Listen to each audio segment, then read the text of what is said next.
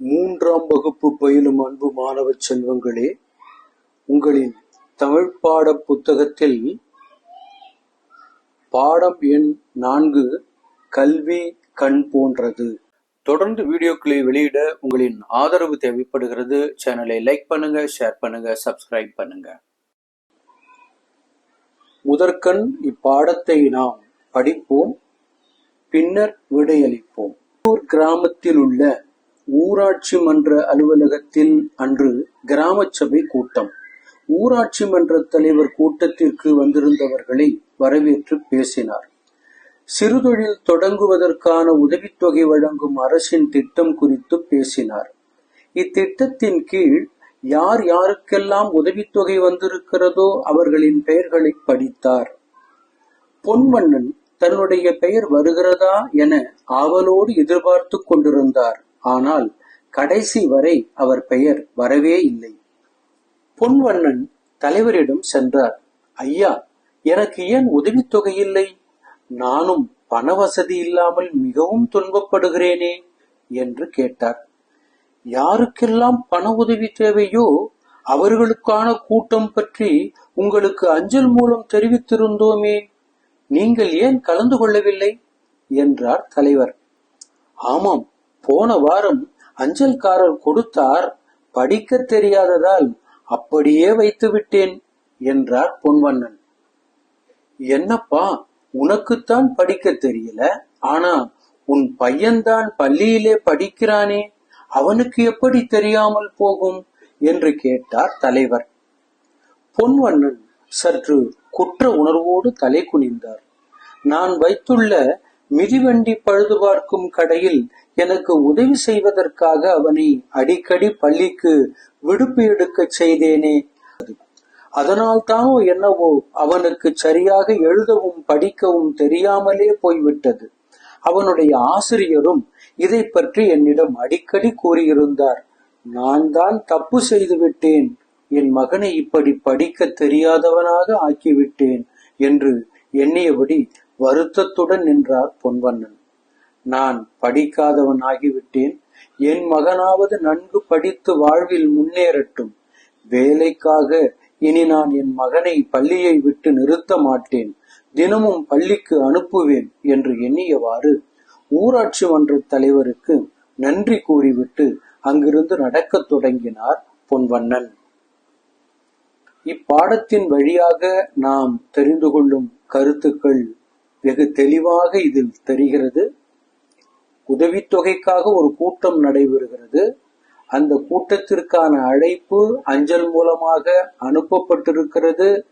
பொன்வண்ணனுக்கு படிக்க தெரியாததால் அந்த கடிதத்தை அவர் படிக்கவில்லை. அவன் மகனுக்கும் படிக்க தெரியாததால் அவனும் அக்கடிதத்தை படித்து எதுவும் கூறவில்லை. ஆகவே பொன்வண்ணன் படிக்க தெரியாததால் அரசனுடைய உதவித்தொகையை பெற முடியாமல் விட்டுவிட்டார் என்பதை இந்த கதையின் மூலம் நாம் தெரிந்து கொள்வதோடு, இனி இந்த தவறை செய்ய மாட்டேன், என் குழந்தையை, என் மகனை பள்ளிக்கு அனுப்புவேன் என்கிற உறுதியோடு பொன்வண்ணன் வீட்டிற்கு திரும்பினார் என்பதை நாம் இந்த கதையின் வாயிலாக தெரிந்து கொள்கிறோம். குழந்தைகள் படிக்க வேண்டிய பருவத்தில் படிக்க வேண்டும். அவர்களை வேலையிலே ஈடுபடுத்தக் கூடாது. அன்றன்றைக்கு வரக்கூடிய பணம் அன்றைய தினத்திற்கு பயன்படுவது போல் இருக்கலாம். ஆனால் அவர்களை அது நிரந்தர கூலிக்காரர்களாகவும் குறைந்த ஊதியத்தையே வாழ்நாள் முழுவதும் பெறக்கூடியவர்களாகவும் மாறிவிடும் என்பதை இந்த கதையின் மூலமாக நாம் தெரிந்து கொள்கிறோம். சிந்தித்து பேசலாமா? கல்வியினால் ஏற்படும் சிறப்புகள் குறித்து கலந்துரையாடுங்கள். கல்வியினால என்னென்ன சிறப்புகள் இருக்கிறது? நாம ஒவ்வொருத்தரா ஒண்ணு சொல்லலாம். கல்வியினால என்னென்ன சிறப்புகள் இருக்கிறது? கல்வியினால் சிறந்த அறிவை பெற முடியும். கல்வியினால் சிறந்த பண்பாட்டை பெற முடியும். கல்வியினால் தன்னம்பிக்கையை பெற முடியும். கல்வியினால் சிறந்த வேலை வாய்ப்பை பெற முடியும். கல்வியினால் பிறருக்கு நாம் கற்பிக்க முடியும்.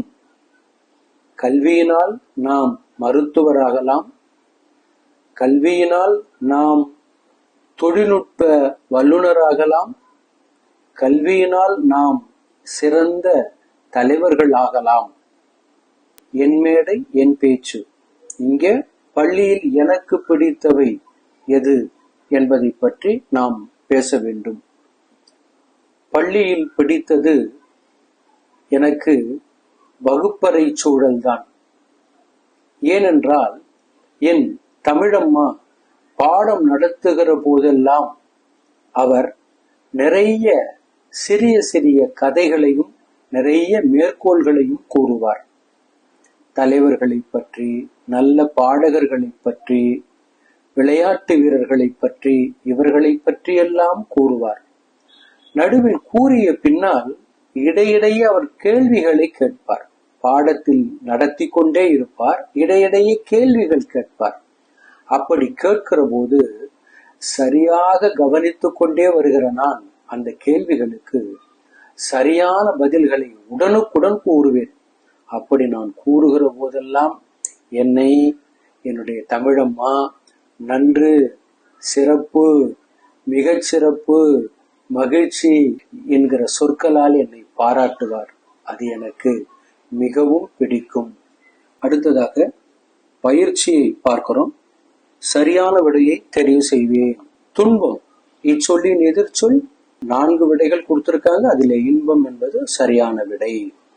இரண்டாவது கேள்வி, உதவித்தொகை இச்சொல்லை பிரித்து எழுத கிடைப்பது உதவி கூட்டல் தொகை. அதுதான் சரியான விடை. மூன்றாவது வினா, யாருக்கு கூட்டல் எல்லாம் இச்சொற்களை சேர்த்து எழுத கிடைப்பது யாருக்கெல்லாம். இதுதான் சரியான விடை. வினா எண் 4, வாழ்க்கையில் முன்னேற உதவுவது.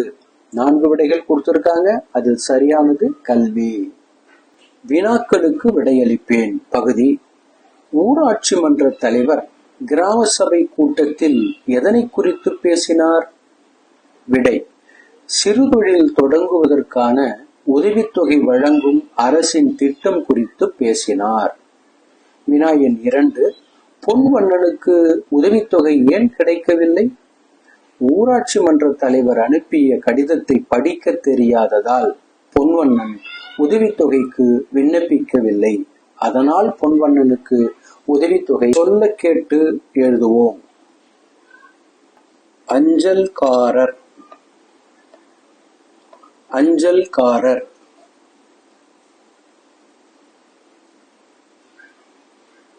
தலைவர்.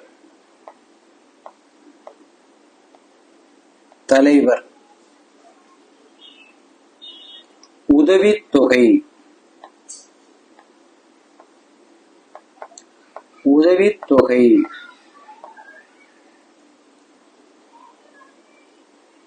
மிதிவண்டி. மிதிவண்டி. பள்ளிக்கூடம். பள்ளிக்கூடம்.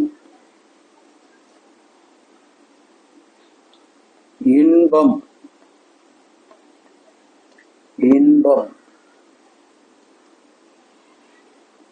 கல்வி. கல்வி. கடிதம். கடிதம்.